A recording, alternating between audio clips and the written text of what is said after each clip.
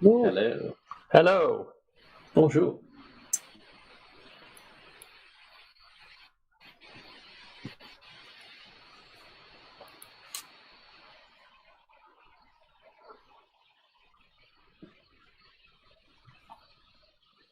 Ooh.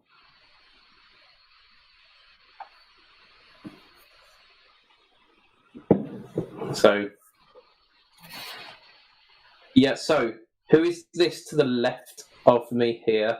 Who are we talking to? Has that worked? Have I done it the right way? I'm still getting used to this. Is it me? So who have I got here to the left of me? You have Kim Bjorn. I'm one of the authors. I'm the co-author of Peda Crush, and also I've authored some other books from Bukes, our little publishing company. So yeah, that's me, and I'm sitting in Copenhagen right now. Usually do, actually.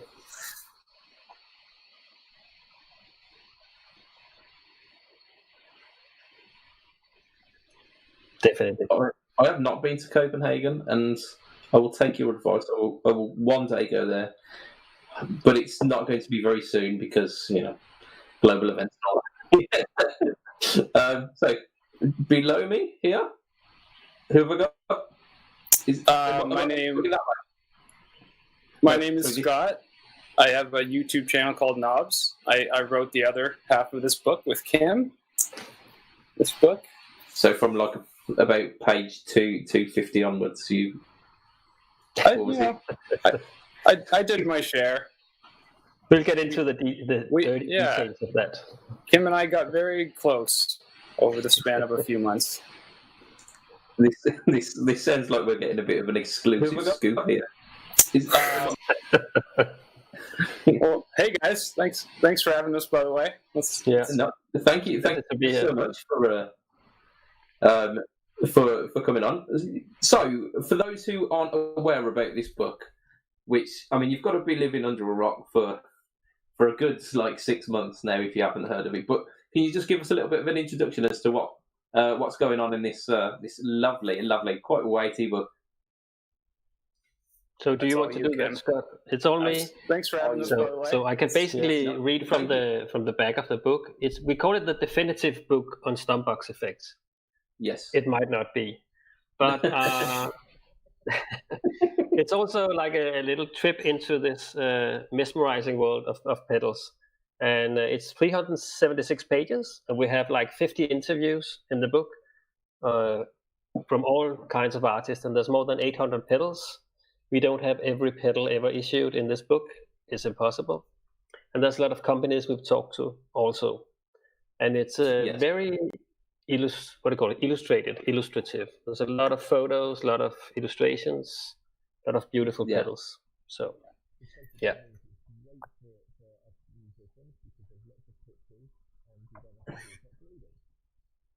Yeah, exactly. I was hoping for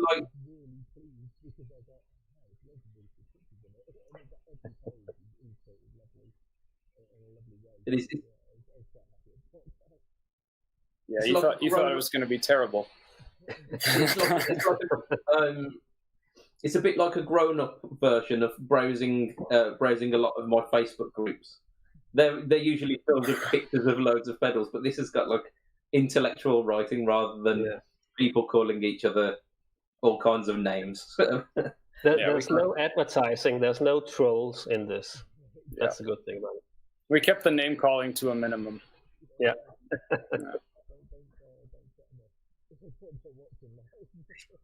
Indeed, yeah. Right. Poke the bear.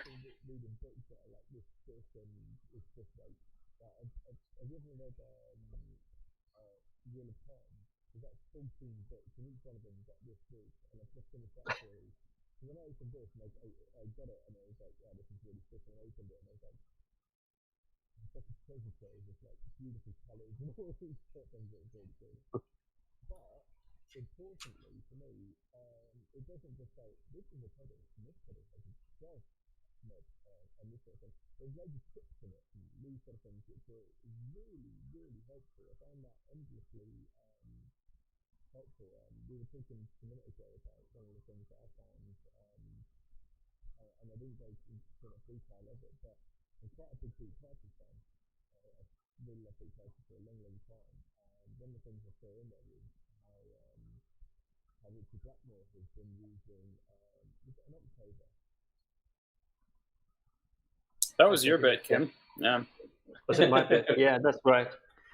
Yes. We'll find it very fast. Let me just search it. Yeah. I think he said he used it on Stargazer and the Invert album, which is like one of the best albums ever. Mm-hmm. Yeah. That was But that was there's lots of relatively those early. small stories. Yeah. It's the first one with Ian Gillan. Brilliant. Mm. He was all right. He was, wasn't he, Ian Gillan? He could sing a note or two. It's the kind of small side stories we try to plump in there, besides all the, the more technical stuff. Yeah. So. It's a fine balance, isn't it? Trying to put enough information in that it goes beyond the kind of surface level stuff that you can just quickly Google, but then not putting so much in that you end up rolling people's eyes back in their head because they're like, oh, okay, they're talking about the forward voltage of the diodes. Totally. We noticed very quickly that if you, each chapter would kind of write itself in a way, because each pedal has something about it that makes it interesting. I found modulation, for example, I did want to get more technical, because otherwise there's not a ton to say, but the technical differences between different kinds of modulation are actually really compelling, and it makes the effects stand out. So yeah, sometimes you want to talk about diodes and other times you really don't. And yeah, it was nice. It kind of that decision was made for us almost by the kind of effects. Yeah, you've got a great page on there about vibes, and it talks about how vibes aren't quite flat phasers, and you've given 3 different examples of where other types of effects sit, and how vibes are ever so slightly different to phasers, and I can't remember what the other one was, but it was really interesting to see that laid out, because it's nice to understand what you've been hearing. I thought it was really cool. Yeah, I love that spread, because I think that's one where it almost wasn't very good. To be honest, because we had a deadline for this book, and I remember specifically this page. Our first crack at it. It was okay, but it was a little bit more of that here's a vibe pedal and here's a vibe pedal, and Kim and I were already just not sleeping a lot and really tired.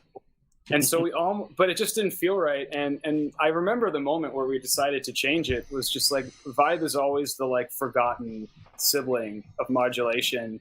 And it just seemed like we were doing the same. We were just this page is okay. It's good enough.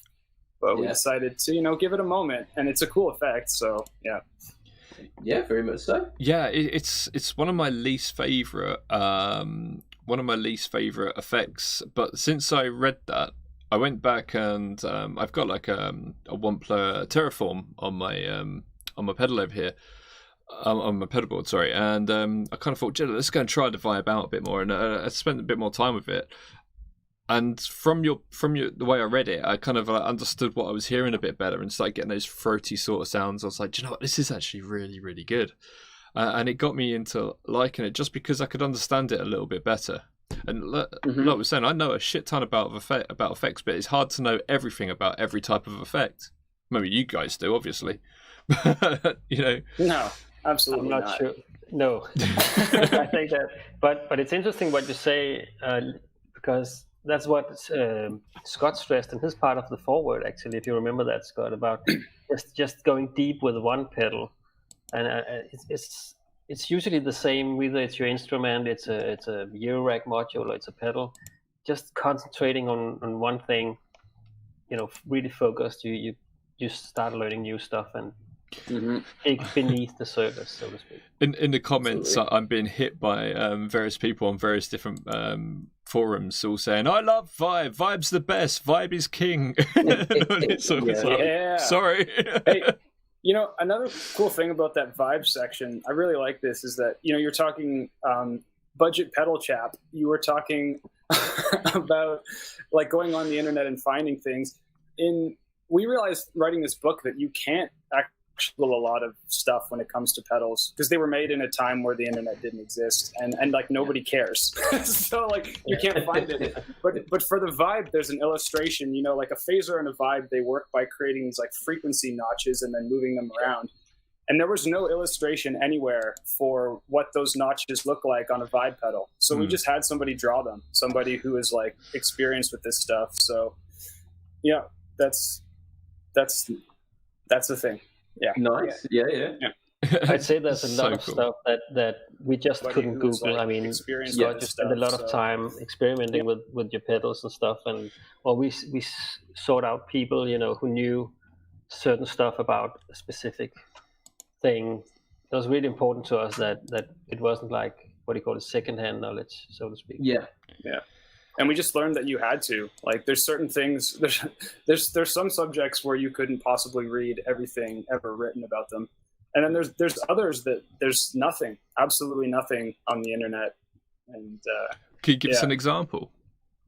well, that's one. And you know, the thing is, like, we didn't want to put it in writing if we weren't confident about it. So there were certain things that we all kind of like anecdotally know or think we know, but we wanted to like have sources and things verified and be able to illustrate things. Like, it's one thing to know it, but to illustrate it, you really have to get on another level. And there's tons of things. We had like, there's a guy named Mark Hammer who is a huge resource, and he's been like helping people on forums for I think decades, and is just like one of these people that is trusted for knowing these things from firsthand experience.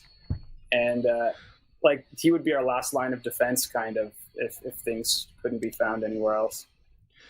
That's great. I'd say also, just to add to that this book is very much a group effort. I mean, it's really hard to make such a book like one person. I'd say it's impossible, and no one knows everything. So yeah, it's a bit like the internet, I guess. Yeah, you could be fooled into thinking that that's not the case on the internet, couldn't you? I'd like to ask. Sorry, guys. I'd like to ask all the viewers watching us if you could kindly just share the stream so more people can join in. That'd be absolutely lovely. Thank you so very much. So, so the vibe was one thing. Let me ask you guys, each of you, what's your favourite effect type? And what's your favourite effect pedal? Ooh. For me, it's loopers. Easy, yeah. Loopers are Not my bloopers, favorite. but loopers. What? Not bloopers, but loopers. Well, I mean, blooper is my favorite, but that's like, I can't answer that. That's not fair. Yeah, loopers are easily my favorite. Or like, you know, certain delays that can do looping by extension. Yeah, blooper's my favorite, but that's biased as hell. So, God, I don't know. Yeah.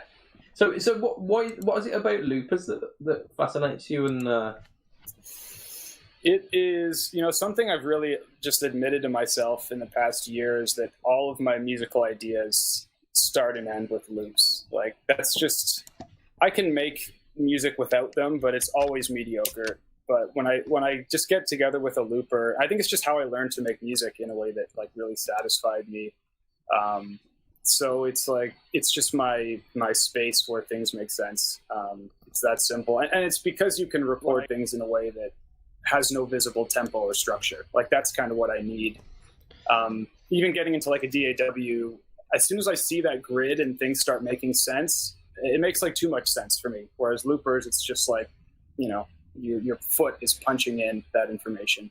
You did it's a like really a more blob of time rather than structured segments of it. Yeah. As soon as I start trying to make sense of music, I become, like, to my ear, very mediocre. And loopers allow me to get into this more free space. You did a really cool video recently on your new format of videos where we actually see you. And it was with that sequencer, the digital sequencer. And Which one? oh, great! I thought you were going to go. Oh yeah, that one. Let me find. Oh no, yeah, the tracker. Yes, the tracker. Uh, So I was watching that a few weeks back, and I think it was not that long ago actually. But yeah, it was really interesting because you said like you don't like to be confined, and you kept pushing them away, pushing them aside, thinking no, this isn't for me. I don't like the confines. And yet you still managed to make it sound like you, and that was quite impressive, really, because most people can't do that on the guitar. I mean, yeah, that's my exception, I guess, is taking a grid and like trying to break it. But you know, like the stuff I did with it was nonsense. Yeah, like I was using it wrong, and I think that's the only exception. But anyway, it's musical expression. Using it wrong, you know, as long as it's not jazz. No. No. We might have one or two. Oh dear. I love jazz. No, we all do love jazz. Sure. Yeah, but no, that was a really interesting thing. So I don't think the trackers were featured in the book. Is that right? Or were they? If I just not got to that page yet. No, because there's no pedal trackers. They're like we kind of really drew the line there. I think like if it didn't have a stomp switch, we usually didn't include it. Gotcha. There might be a couple exceptions. Yeah, it kind of makes sense. There are things that yeah, I'm just trying to think of things that I use that might not necessarily have a stomp switch. I've got the Victory Duchess pedalboard amp, but it does have a switch on it to turn the tremolo on and off, but it doesn't have a bypass on it. So I don't know, would that have come into the book? We have a few. Like we mentioned the de-arming tremolo, right? Which is a piece of history and didn't have a stomp switch. Yes. And I assume the Range Master's in there as well, the original. The Range Master. And I know there's a Boss looper that's tabletop that we decided to include because it did some cool things, but yeah, I mean, we already had to exclude a lot of stuff just because of space constraints. So it just seemed like a convenient way to most pedals kind of require a stomp switch by definition. So yeah, stomp box, stomp. Yeah, it makes sense. Yeah, the game changer pedal in the free section. Oh yeah, it has this piano piano pedal. Yeah. The plus, is it the plus pedal? Yeah, one of these. Yeah. Well, here's what I made earlier. Yeah, I mean we had the guy. We had Ilya on from Game Changer. Game Changer. He was a really interesting chap, actually. Yeah, he is, isn't he? Yeah, cool. Yeah, he's fun. I've met with him a few times at guitar shows and stuff, and he's a nice bloke. Just a nice bloke. Okay, so Kim, what about yourself? Favorite pedal type and favorite pedal in particular? Is Kim frozen? He's in panic. That's it, yeah. He's doing that thing in Jurassic Park where they say if you don't move, they won't be able to see you. He's very good at it. Very much so. He's probably sitting there talking away to us as well. Okay. Okay. All right. Whilst we try and recapture Kim, I'm just going to bring this into shot, which is a pedal that I feel has not received the justice it deserves. This is the part of the show where you shame us, is it? A little bit, yeah. I mean, well, Kim's not here. That's it. So it's all on you. So as extensive and as widespread and as well researched as this book is, it has one glaring omission, and that glaring omission happens to be this pedal. My lighting's not particularly great, but this is the TC Electronic Mojo, and anyone who has followed the Fret Talk podcast or my channel will know that I'm particularly fond of the Mojo. So we can't ask why did you leave this pedal out, because obviously there's going to be a million pedals that you did leave out. But why did you leave this pedal out? we hate that pedal. Yeah, that was a deliberate active omission. Damn you! It's never going in. Actually, you know what? I would love to know. You guys can maybe help us with this. I'd love to know what. I want to make like a top 10 list of omissions that people think we really should have had in the book. Maybe we can in the second edition. Except that one. That one's never going in. But... Oh man, I've cursed it now, haven't I? Yeah, the rest. it's nothing to do with the pedal. It's all down to you. Was there a pedal that you thought should be in the book, Lee, or like a personal favorite? That... I haven't read it from page to page, so if I said any particular pedal, the chances are that's... Oh, hang on. Okay, was the MXR Blue Box in there? And if not, why not? Yes, it was. That thing's awesome. It's just the best pedal ever. It's amazing. I love that thing. Yeah. I feel like I'm being ganged up on here. Yeah. Lee's favourite pedal. Oh yeah, that's a fantastic pedal. You're Like, absolutely right. No, never heard of it. No. Oh, Kim can't connect again. That's odd. Right. Let me see if I can add him here. And as if by magic, he appeared. No. Nah, that didn't work. Just keep doing it. It'll That's work. it. We got a question in the chat from one of our regular co-hosts, Mr. Will Powell. He says, "Where can I buy this book?" Oh yeah, all over the place. So there's a website. Let me find it. I think it's We Make Books or Books.com. That's the name of the publishing. It says on the back it's Books.com, BJOOKS.com. Yeah, so you can buy it directly from there, but there's also a handy list of resellers at the bottom of the Pedal Crush page by country. So I'm going there now to make sure that's still true. I know somewhere on the website you can, there's a Find a Store tab on that website that has it by country. Beautiful. Yeah. I think a large proportion of our listeners are UK and US. So yeah, there's plenty of that. There's plenty of those, and Björk's being based in Denmark is helpful for UK buyers. So yes, very very central, isn't it? If Kim's still alive, out there somewhere. Kim, I have to reboot Discord. Yeah, sorry. That's why I'm sitting there tappy. Right, okay. So let me ask you a question about knobs, because I want Kim to be involved in the book questions as well. So let's take this opportunity to ask a question about knobs. What is the most complicated pedal that you've had to demo on knobs? Was it something like a PPL? Is it PLL or PPL? It's PLL, isn't it? PLL. Yeah. PLL. So PLLs have a lot going on, but they're like unsolvable in a way. So I'm not sure. Like, I'm not sure that you would hear someone using a PLL properly versus having no idea what they're doing and be able to tell. Actually, I don't know if that's necessarily true, because when I first ever touched one, it took me ages to even not get a tone out of it, as in saying I get a tone that sounded good. I mean, to get any sound out of it took me ages to actually get something going. So I sat there looking at it like for about 20 minutes, turning things, going, what's going on here? I mean, there is a way to use a PLL. Like, there is a sensible way to use it, but I think a lot of pedals deliberately don't even give you that option. So I wouldn't say PLL, basically, to cut to the chase. I would say, I know what the most complicated pedal I have is. I've never done a demo on it. It's the 856 for Zellersasson by Montreal Assembly. Oh, you guys know that one?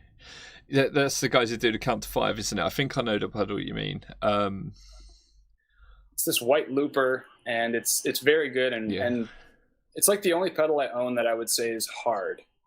Like actually hard to use. Difficult, the difficulty setting's quite high. It's quite high. Like, a PLL is not difficult, because you can just putz around and then stop when you're happy, but that won't work with this pedal. You'll never find a good place. Like, you have to understand it or you're screwed. Yeah. Just to play the devil's avocado here. What's a PLO? PLL. PLL. I'll tell you. It's well, you Mhm. stop me if it's too nerdy. I think it's interesting. Carry on, yeah. What you get is an oscillator. So any synth. I'm going to start Yeah, from the ground floor. Like any synth, the sound making part of a synth is an oscillator, which is just like a pure waveform. What you get in a PLL is you have an oscillator that instead of being played by a keyboard, it tries to follow the input pitch that you put into the pedal. So let's just say that's the guitar. It tries to follow along to your guitar and like play the same pitch.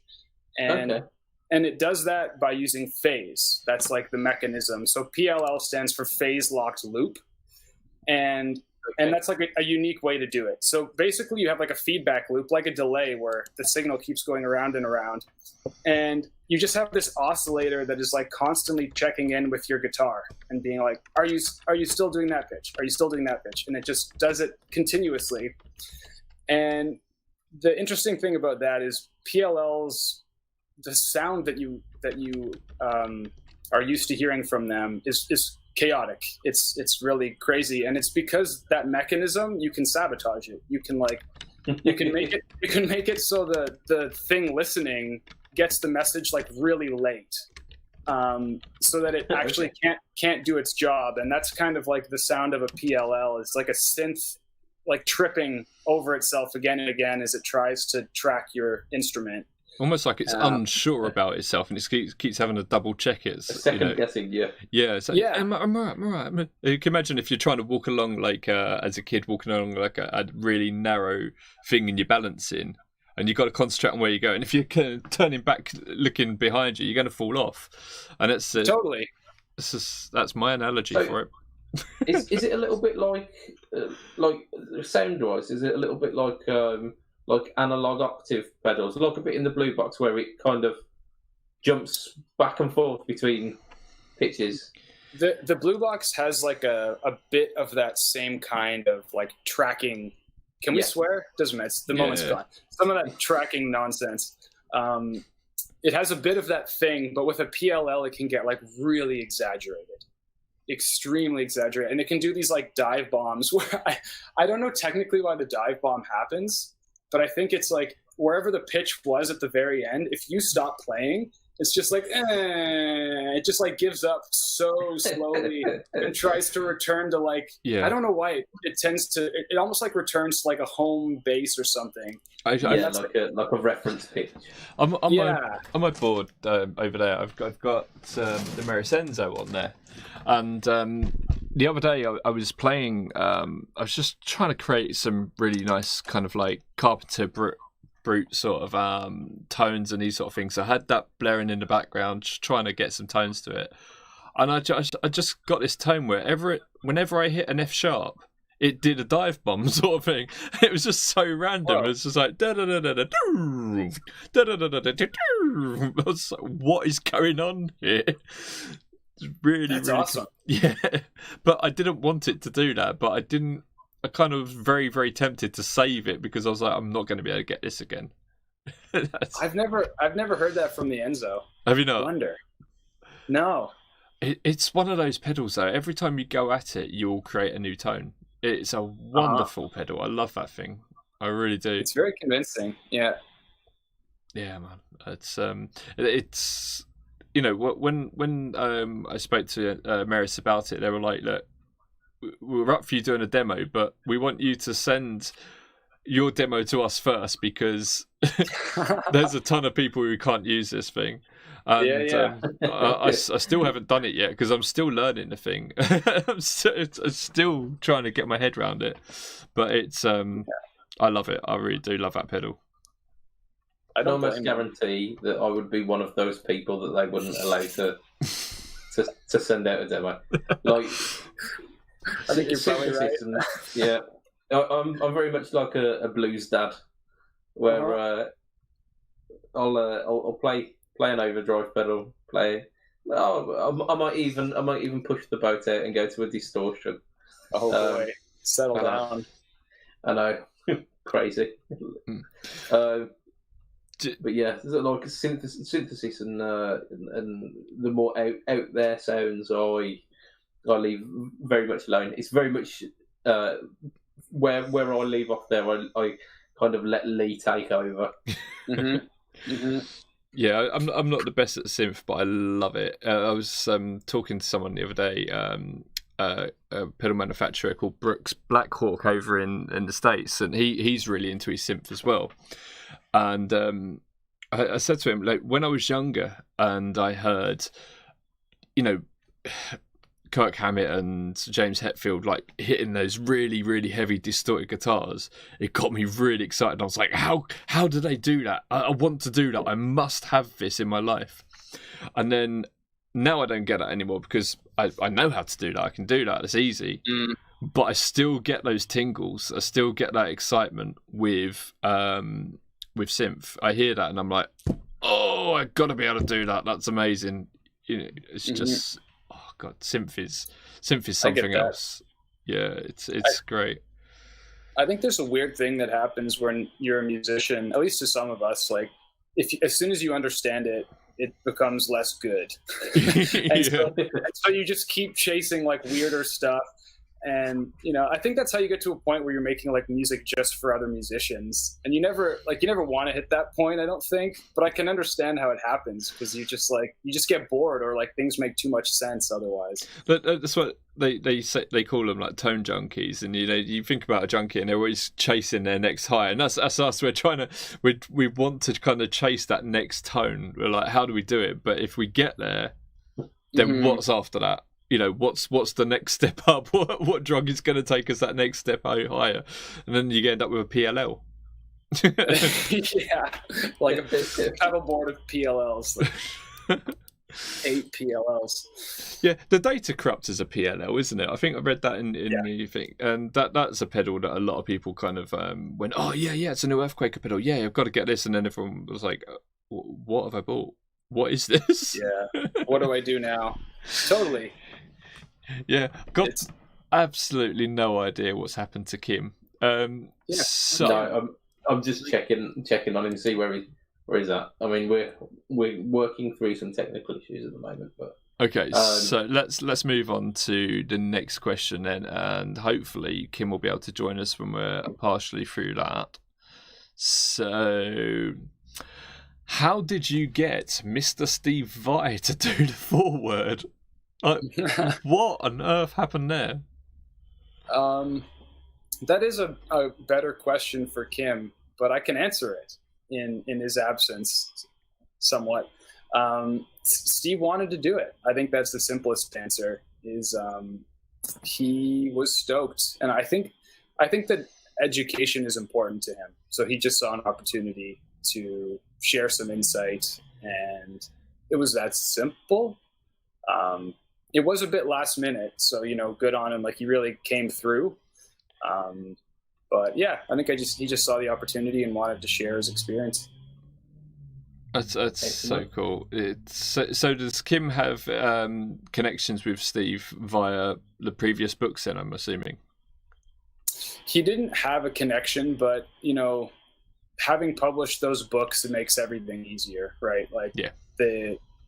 That's why I decided to join, is I already knew his books and believed in them. I wasn't planning on writing a book, but yeah, Kim had published 2. Yeah, not like at all.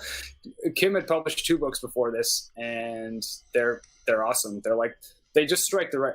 Actually, this is good he's not here because I can say this and like not make him feel weird.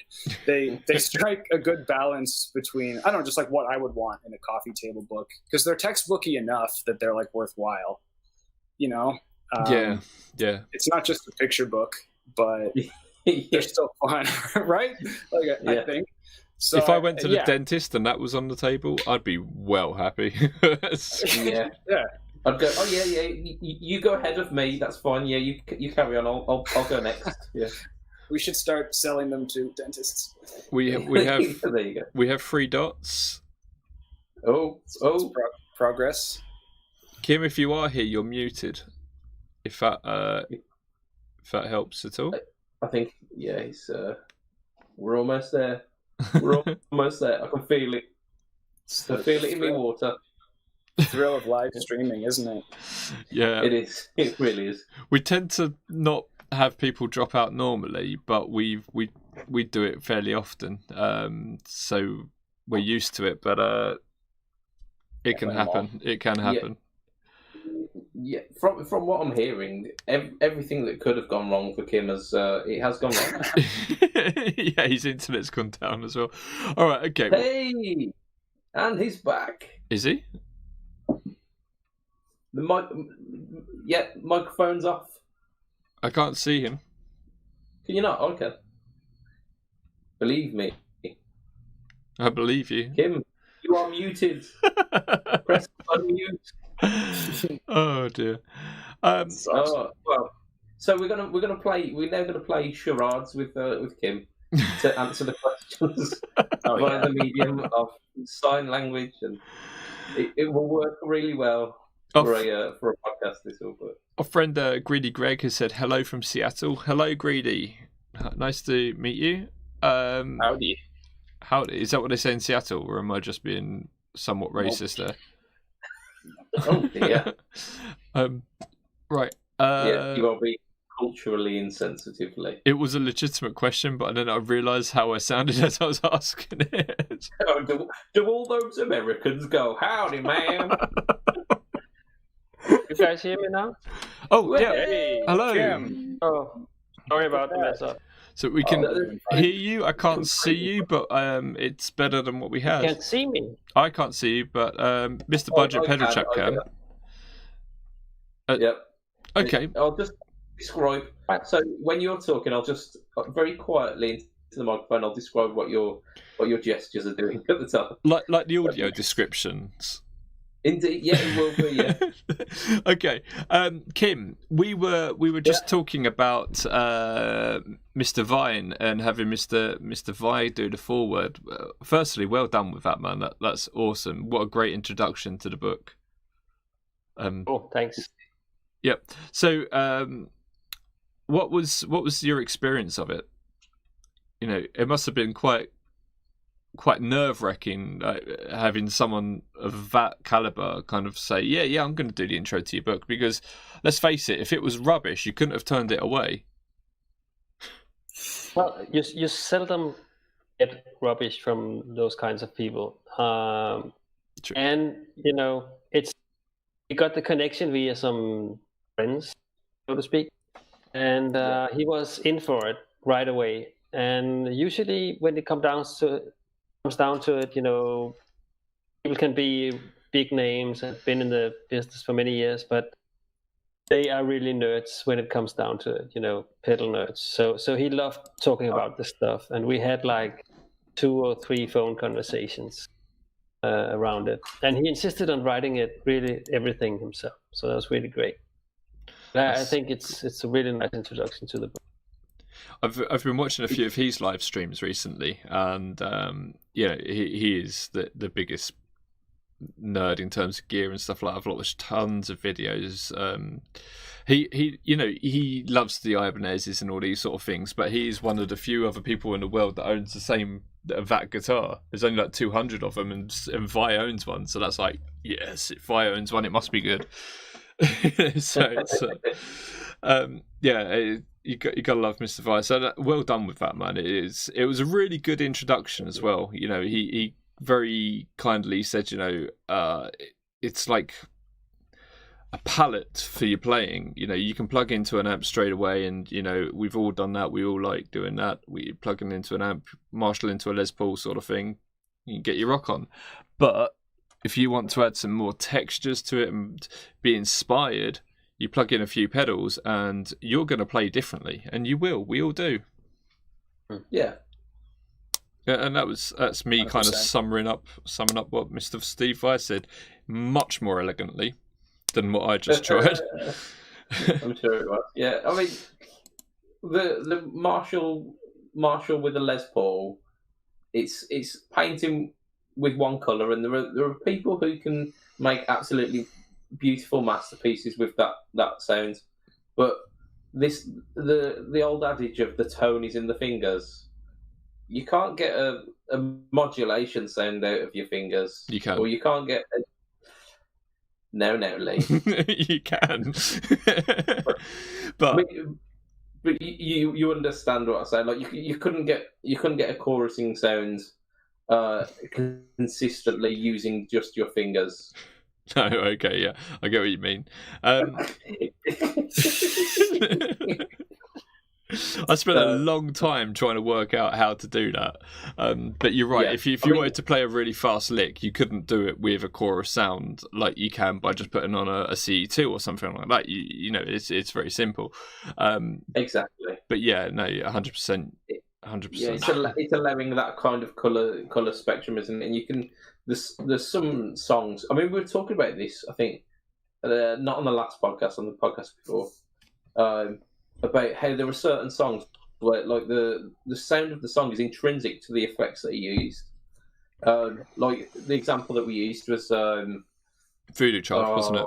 Voodoo Child, yes, of course. And you imagine that intro without the use of the wah pedal. Well, you couldn't do that. Could you? You couldn't do that. You know? Yeah, exactly. Yeah. Mm-hmm. So you imagine that without the wah pedal, and it doesn't have the dimension that it does with the effect.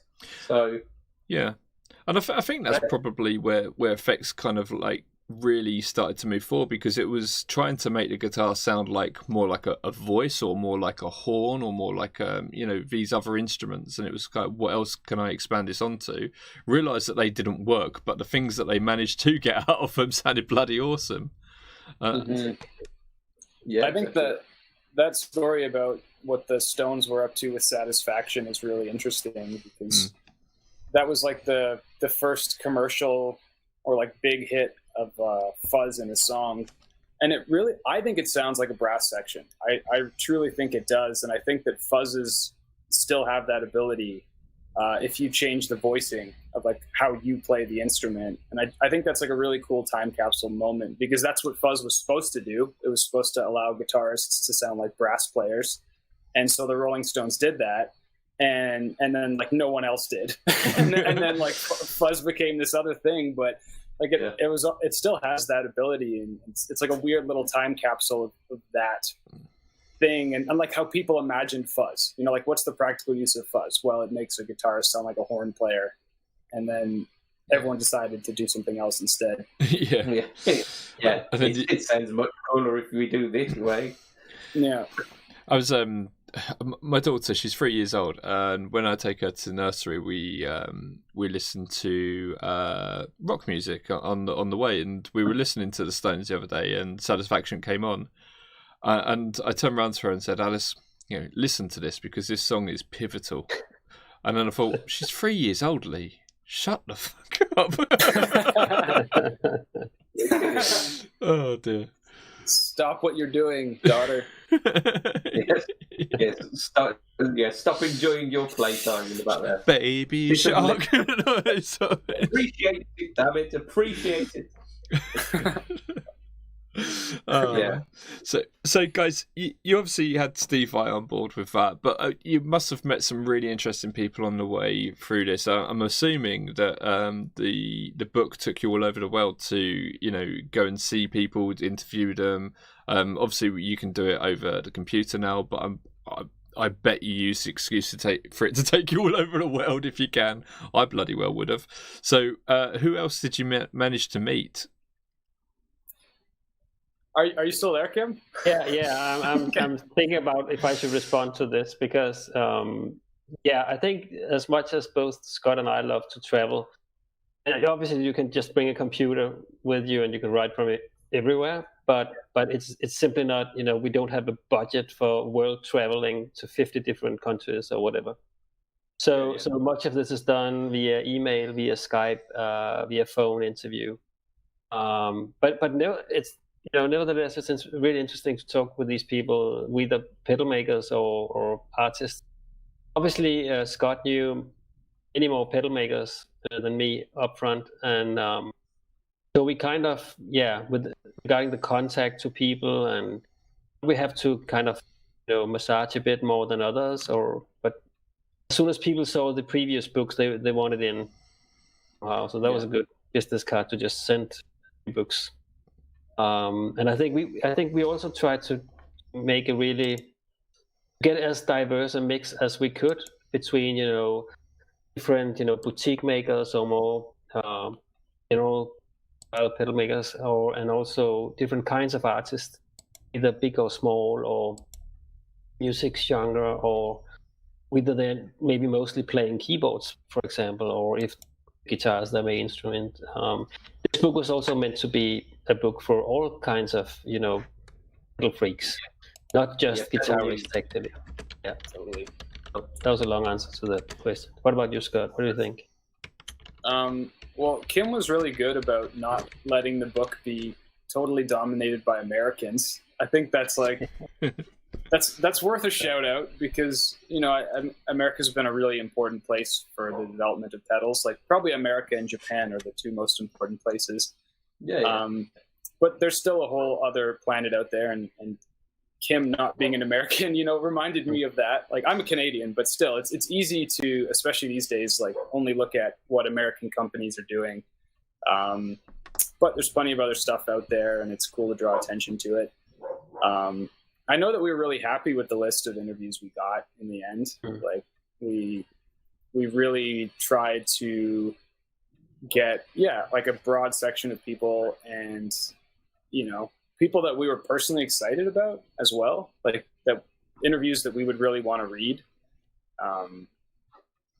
Were there any of those that you had like a little fanboy moment where you were a little starstruck that you were managing to have that conversation with?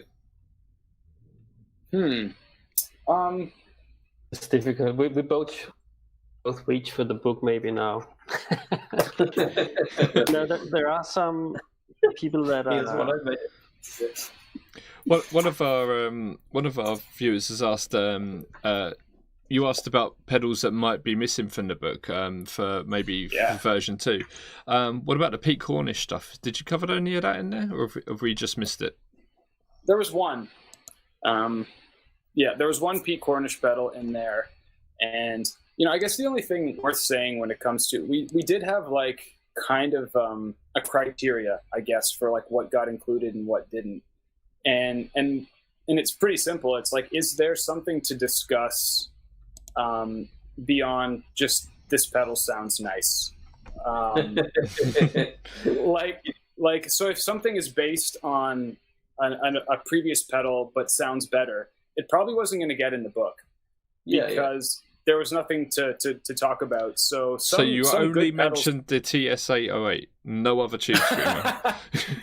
we had a page for Tube Screamers. I mean, certain things you have to make an exception for, but like that's kind of the rule. So I mean, not that specifically applies to Pete Cornish in any way, but we were talking about like it was difficult to decide what made the cut and what didn't, and lots of stuff got cut.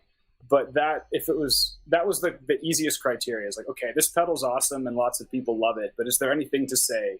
And if the answer was no, then we could let that one go and talk about this other thing.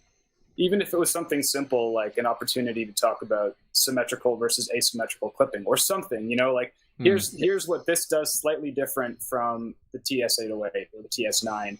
The SD1, we didn't just want to be like, here's a pedal. There has to be a subject or something. Yeah, I like how you've done that, because like you said, there was a page dedicated to Tube Screamers because there's everyone's got them, but the it's not like, oh, this is about the marginal governor. It was like, this is about overdrives and this is about distortions, and then you've kind of gone in and picked out like specific examples and discuss, like we were talking about vibe earlier, and you've kind of gone, okay, this is what a vibe is, this is what a vibe isn't, but it's similar to, and that's why you think they're the same thing. And you've gone into great detail there. So who was the most interesting person to interview then? Because famously, when people interview Carlos Santana, for instance, they always say like how that is an interview you both really look forward to and both dread at the same time, because they're really interesting. He's a really interesting guy, but he could talk about anything. Who was the most fun person to interview? Without I think Kim. Yep. This is it's a difficult question. Yeah. The most fun, the most fun is probably Mike from Electroharmonics. Yes, of round course. off by Yeah. saying rock and roll, shouting into the phone. That's probably with a cigar in his hand. And so stuff like that is just that is rock and roll. And but I think actually for me, I'm not a guitarist like you guys. So for me, the interviews with the makers, the pedal makers, they were a lot more musical than I thought they would be. Also some techie nerdy stuff, but I think it was really interesting to be picking their brains and get a lot of more musical reasons to why they do the pedals they do, how they do them. A lot of personal philosophies. It's really interesting to get more behind that stuff. Yeah. I think. Some of those interviews with the makers are really inspiring. Like, yeah, man. So, but it's hard to pick for me at least. Say this was the best interview or the most easiest or whatever. They all have their. That's the great part of having so many interviews. I mean, there might be some that people don't like, but there might be some that they favor in the book. There's something for everybody, I think. That's cool. Right, let me check my questions. I was hoping you were going to go on just a little bit longer there. Okay, right. So, what made you start writing pedal books? What? Because obviously you got the previous two, which go ahead and plug them. Obviously we can't see them here, but please go ahead and tell people about them. And I have one under my computer. Yeah, sorry, I wouldn't. This was the previous one about ERAC modules. We can't see you. Oh, so you did one. Can't see me? No. Yeah, I can. So Sweet. I'm having a great time. Okay, here, yeah. The other guys can. So it's the basic. For me personally, I wanted to do this because I didn't know that much about pedals. I mean, when I started to get into this stuff, it was like all the books are like from the 70s, 80s, black and white, boring. I fall asleep every time I try to read them, and I can spend like gazillion days on the internet watching videos. I think, but I wanted to put this into a format where you can just have a kind of an overview where you just browse the book. You have a nice visual experience too. And for me, apparently, books is like it's more treasure troves of information and inspiration. So I wanted to. I've always wanted to. It actually, for me, it started out as being more like I want to do a book with just beautiful photos of pedals. Most of them look pretty cool. It was more like a photo book in my mind when I started this thought years back, actually. Obviously, it turned into a lot more ugly, I'd say. And for me, the most important person to put into this cocktail with the pedals was obviously Scott. Because of his knowledge and all the great videos. And I think also for us both, inspiration is a key word. It's very cool. It's funny you mentioned the picture book thing. I think it was a bit of a battle because I kept trying to say too much stuff and like almost ruin the whole book. Kim was always reminding me like, no, like big pictures is nice, Yeah. And that was another thing, right? Sign up though. Yeah, and like that's also why certain subjects or things are omitted. Is if we talked about everything, the book would be this labyrinth that sucks to read. So, and it would be kind of useless because we could only write a little bit about everything, and it would be maybe personal opinion or something. Mm-hmm. I think we attack the chapters much like what's there, what's this concept about, how does it work. Different examples of this and how to creatively utilize these kinds of effects. Exactly. So, what's useful? Yeah. It's very well done. It looks like it's been thought out really, really well. And obviously, talking to you guys is quite clear that it has. we are about 5 minutes from the top of the hour. We can go over if you guys want. I really don't mind because obviously Kim was out of the loop for us for a little Sorry while. about that. Yeah. That's fine, mate. No, not a worry at all. Technology happens. So I don't mind running over, but I thought I'd give you guys a heads up of how we're doing for time. I've got a couple of questions from viewers. First one is, who, from the people you've interviewed, who has the coolest pedal board? Now, were you in a position to see their pedal boards, or were they just pedal boards full of their own pedals? It was different. Some people have just collections of pedals, other do boards. What do you think, Scott? Otherwise, I have a few examples. I like Nick Reinhardt's board. Yes, probably because it's looping based. Yeah, I think it's really interesting, and just something I'd want to use. I think I would be able to make good music, or music I like, with his pedal board. Yeah, I think David Torrance was also really interesting, and Matt Johnson. Nick has just such is like yourself. He can really, it's him playing when you hear it. It's very obvious it's him, and he will drag out of a pedal things that you didn't even know it can do. And it's just like, wow, how do you do that? It's just amazing. I think it's really extraordinary. I saw him do a little set at NAMM at the Dwarfcraft booth, which is like the worst place to make music. So he was definitely uncomfortable and at his worst. And he just made a loop out of the most cacophonous and like chaotic sounds and made it into music. And I don't know, it's one of those moments we were talking about, like being confused by music and how it makes it better. Like, I don't know what the hell he was thinking. I have no idea. And I don't know why it sounded good. And I've tried to like do something similar multiple times, and it's just, a very good relationship with his technology and his hands and everything. You're kind of like that, but clean and pristine, aren't you? when you watch your videos, but then with a video, it's different to watching someone live at NAMM, isn't it? Because you've had time to prepare that. There's nothing like live at NAMM to get the. Yeah, I definitely go for like I like things to be chaotic, but also like comforting and gentle. And I think, Nick doesn't care if they're dissonant and upsetting. All the better if they are. Yeah. Okay. Greedy Greg has asked, are you guys happy with the book? Is there anything you would have changed looking at it now? It's But do you want to go first? I feel like I'm doing a lot of talking. I'll answer it, but okay, I can answer then. I of course I'm happy about the book. At some points during this work, I think we both thought, are we ever gonna make it? Are we gonna make it to the standard we wanted? We had really high. I think we had a really high aim for this. I'm definitely happy about it. Of course, there are things that could be different, but it's really hard. I mean, we have over 800 pedals in the book, 50 interviews.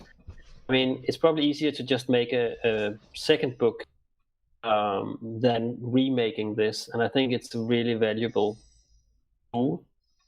I think also that there might be a few updates because something is happening all the time on the pedal market, as you guys know. But I'd say I'm pretty happy with.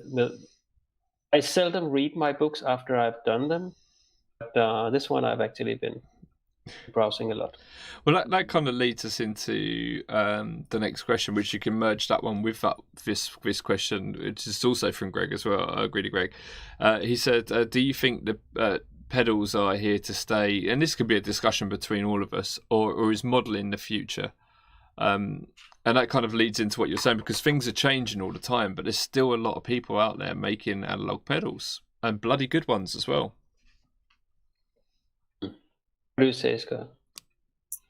Yeah, I think pedals are here to stay. I think that the modeling isn't new. Like, it's been around for a while, and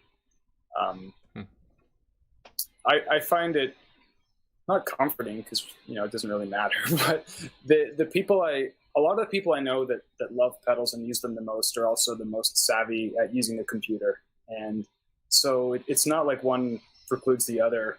I think the more you're able to do in like an all-in-one environment, like a computer or modeling or whatever, I think the more you need the escape that pedals provide. So there's like this unintended use of pedals. Like at the time they were made, it was very practical, right? But now they have this like other function increasingly where they're a place to like get away from your computer and screens and just like have a tactile experience. And to be honest, I think they were already tested. Like I think that the test was the 80s and they passed. So like pedals are fine. Yeah.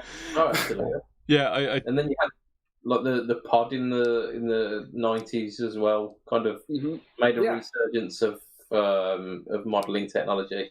is that when the pod came out? Was it really like the 90s? late 90s, I think. Christ, I believe so. Yeah. I mean, someone fact check me. Oh, let's have a Snopes.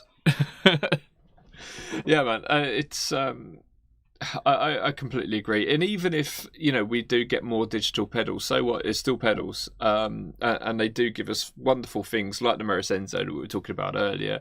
But there are loads and loads of pedals out there that are digital. Things like the Harmony pedals, for instance, which I thought that you'd got the colour wrong in this in your book, but now looking at it, you hadn't. I said to my wife, "That's not the right colour," and it totally was. But yeah, there's certain pedals that you can't, certain effects you can't really do in an analog way, or if you can, it's not going to be particularly great, such as harmony and these sort of things. So, I think it's only going in the right direction. It's not like there's starting to be less manufacturers out there. Every week there's like 10 more. It's crazy. Yeah, I think limitation is just awesome. Like I've never met a successful musician that doesn't like understand the value of limitation, and pedals just like serve that up to you in a convenient format. So if you don't set limits for yourself, you're never going to get anything done, and pedals just do it for you. It's great. Yeah, it's what's it called? Option paralysis, really, isn't it? If you get something like a Helix or something along those lines, you're like, this does everything. What should I do? You get this. What do I do now? You're going to make a harmony with it, Yes, you are. Yes. And those things are great too, obviously. But I want to answer the book question because I think like it was. I don't think like we literally could not have tried any harder. Like we stayed up all night the last few nights before we published this. I hope that's okay to tell people. Yeah. I think it's still shows in our faces.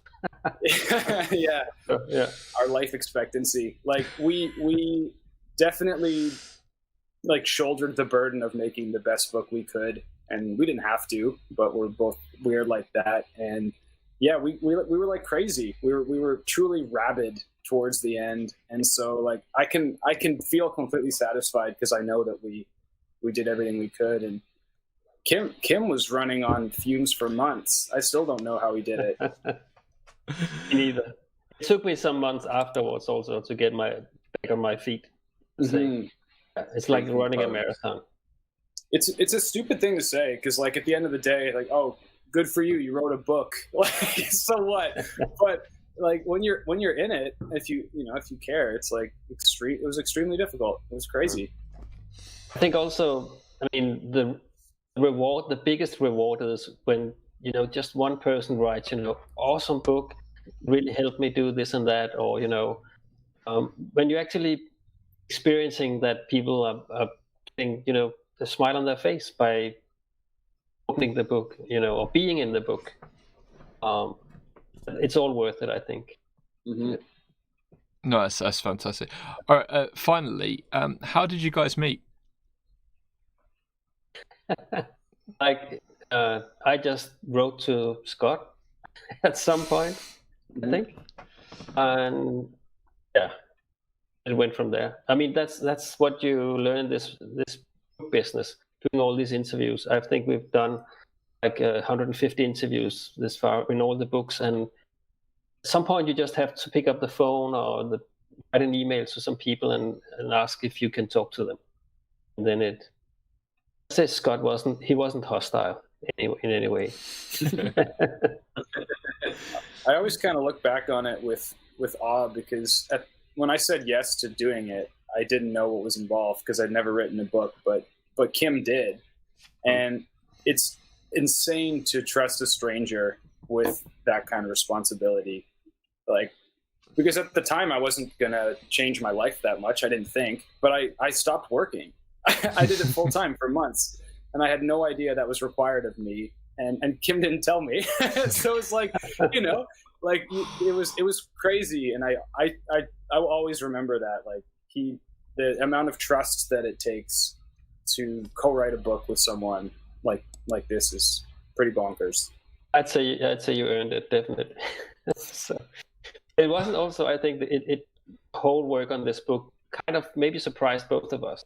Obviously, when you work with someone that you haven't worked with before, you have to be very flexible and open-minded, I think. And we simply, I think we had this common goal of just making the best book we could. I think that common goal was, driving us forward. Mm-hmm. I probably made it really hard. That's what Kim's saying in his own words. It goes both ways, I think. Yeah, I mean that's sometimes you need to. Well, it was interesting, I'd say. I still, it's like when I guess it's like when musicians go on tour, like have 50 concerts in a month or whatever. Mm-hmm. So it's a very intense period of different stuff going on in your life, and just remember it as something very special. So that's a nice memory to have, at least. And I don't know if it shows in the book, but hopefully we'll say it must be a labor of love, and I definitely we've put a lot of blood, sweat, and tears into it. So it's really cool, guys. You've made some. I really want to look at Patch and Tweak, because obviously that's all about simps and these sort of things. But Pedals is really where my heart lays, and you've made such a great book here. People have asked throughout this where you can buy this. If you go to www.bjooks.com, that's books spelt with a J after the B, so BJ, no jokes, BJOOKS.com. And go there, and you guys ship all over the world, don't you? Definitely. We have during these times of, obviously, if you're living on Honolulu or whatever, I don't know. Oh, this Island, place. maybe it's a bit difficult, but we have resellers all over the world also with the book. You can find a list on our website. Yeah, I've seen it. It's in Toman and probably lots of shops over in the States and etc. Shops in the UK too. So suggest people just ask in the local store. Is that places like Anderton's and that sort of thing as well? I'm not sure, actually. We got to get into Anderton's if we're not. Sure. Yeah. There's a lot of stores missing out on this fantastic book. So. Exactly. I mean, it's very much the gold standard for pedal information in terms of book format. It's so rigorous. It's almost kind of academic in its rigor, but it's like through reading academic texts at university and how dull they can be. It's you very much thought about the kind of the clientele and the who will be reading it as well. So I've been very impressed with what I saw so far, and I'm definitely going to be continuing on with this one. Thank you. So yeah, I think I think it would be a nice place to conjure. It would be even more cool if people just try the tips in the book and share them online also, because I think some of the things, hearing and seeing what people get out of the books, really, how does it lead them to new artistic, creative, paths. That's I think the exciting thing. Yeah, it's really interesting that you kind of like like for the PLLs and stuff like that, you've kind of said, if you want to get the most out of this, try this tip, or this tip will help you with your digital delays, and so on and so forth. And I'm just making up examples here, but it's nice that you've kind of given pointers from your experience. And I'm guessing that would have come from Scott, because Kim, you said you're not really a guitarist, so I'm guessing that's a nice sort of way to dig into your brains. And the man behind the Knobs YouTube channel is now giving us tips on how to use pedals. Cheers, mate, because we actually needed that.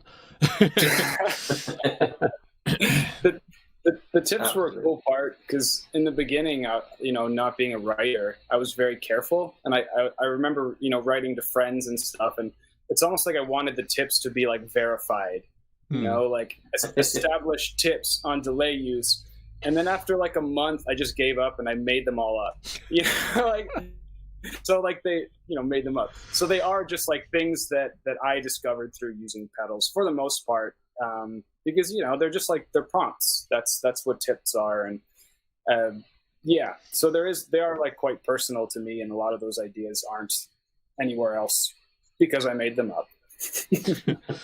But they're good, and if they work for you, then they work, and that is one of the magical things about guitar rigs is you put a bunch of pedals together and you're going to sound like no one else, basically. Mm-hmm. Unless you're the budget pedal unless shop. That's what you intend. Yeah. I mean, there's been tales of people like running through exact like famous people's rigs. Like I can't remember who said it, but they run through like Eddie Van Halen's rig. But I don't sound anything like Van Halen. What's going on?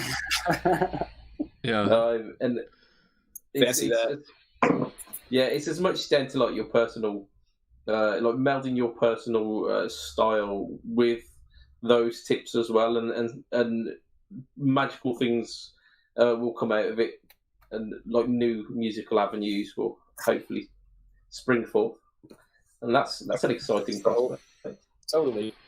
And I think we did, to your point, Lee, like we did spend extra time on pedals that people usually overlook, like flangers and ring modulators and stuff like that. Like the whole ring modulator chapter is just ideas to make your ring modulator sound nice.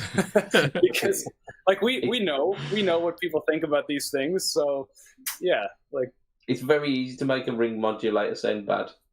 Very easy. Yeah. I've managed to do that quite a few times. Have you ever managed to make it sound good? That's the question. We shan't talk about that, Lee. We shan't talk about that. It's possible. So before we finish up, let me ask you guys, do you have anything else you'd like to add at all? To add to this? Or? Yeah. Anything else you want to add about the book before we call it a day? It's a good self-defense weapon. Weighs almost like 2 kilos, so it's really good to if you have a break-in your studio or whatever. I'd say that. You could do some serious damage to someone with this. Yeah. It's also I'm seeing a trend of weighted blankets on the internet at the moment, and this works really well for that. If you just hold it close here and just fiddle it like this. Then some people complain about not being able to take it on tour or take it to bed, because when they fall asleep they gotta get a blue eye or something. They drop the book on the head. So, but we couldn't make it any smaller. We could do an audiobook version. I'll read it for you. I would pay lots of money for that not to happen. How much exactly? At least 20 pence, if not more. If you said 20 quid, I was definitely going to take you up on that. Actually, I'll just add one thing, Lee. That is, if people want to have a sneak peek into the book without actually getting the book yet, we have a free PDF download on our website.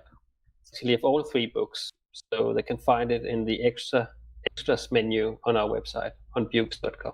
Perfect. So there are a few interviews and some pages from all 3 books, so people can see what they're buying before they do it. Actually.